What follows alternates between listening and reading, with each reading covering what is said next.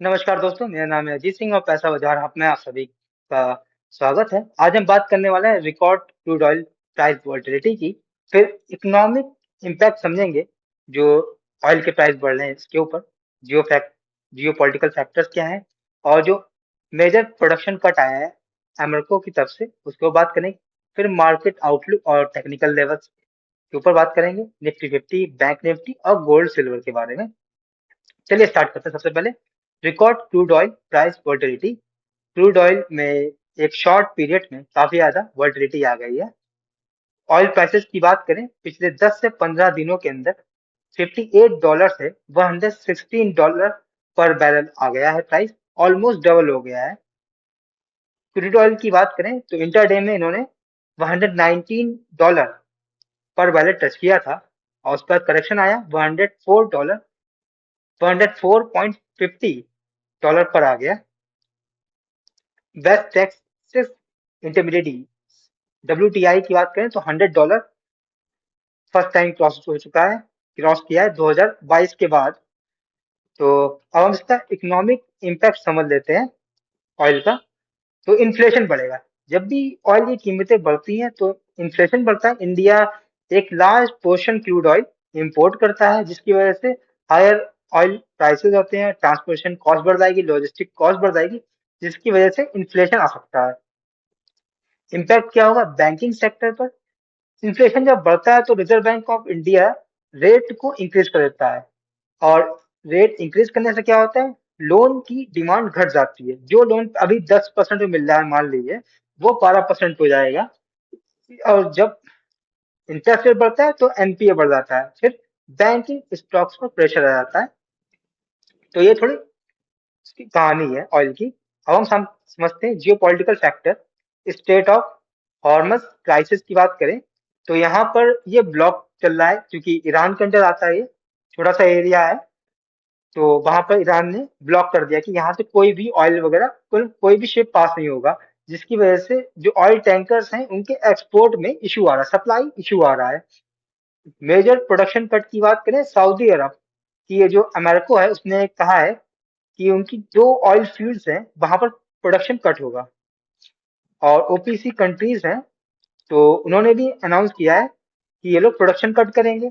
ऐसा production cut कौन कौन कर रहा है, इराक कर रहा है, कुवैत कर रहा है, यूएई कर रहा है।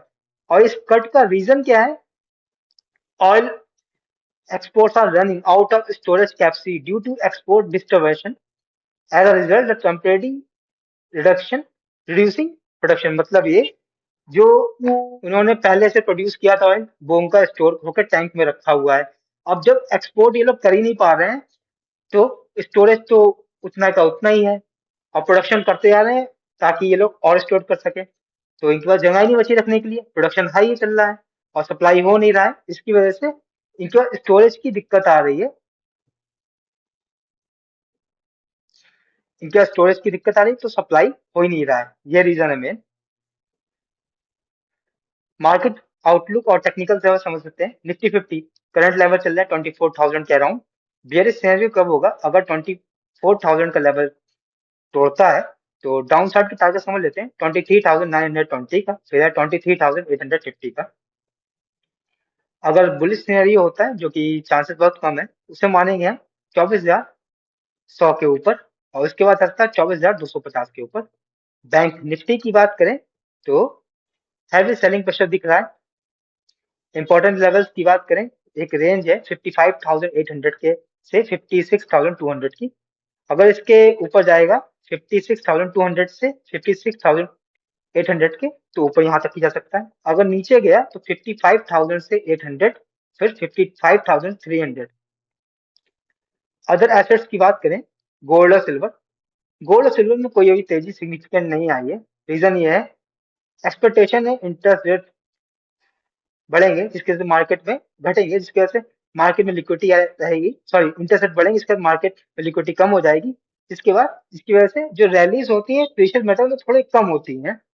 तो समझ लेते हैं क्रूड ऑयल में एक अच्छी खासी तेजी चल रही है क्योंकि सप्लाई में डिस्ट्रीब्यूशन आ रखा है, प्रोडक्शन भी कम हो रहा है और सप्लाई हो ही नहीं पा रहा जो ऑलरेडी है। क्योंकि मोस्टली जो कंट्री मिडिल ईस्ट की है वो ऑयल एक्सपोर्ट करती है, वहां पर ट्रांसपोर्टेशन का दिक्कत आ रही है और जियो पॉलिटिकल टेंशन तो बनी हुई है, जिसकी वजह से ऑयल के प्राइसेस बढ़ रहे हैं, जो कि इन्फ्लेशन बढ़ा सकता है, प्रेशर ला सकता है बैंक्स के ऊपर और ग्लोबल मार्केट में वॉलेटिलिटी बढ़ा सकता है। इन्वेस्टर्स की बात करें निफ्टी और बैंक निफ्टी की हमने लेवल डिस्कस किए हैं शॉर्ट टर्म डायरेक्शन के लिए।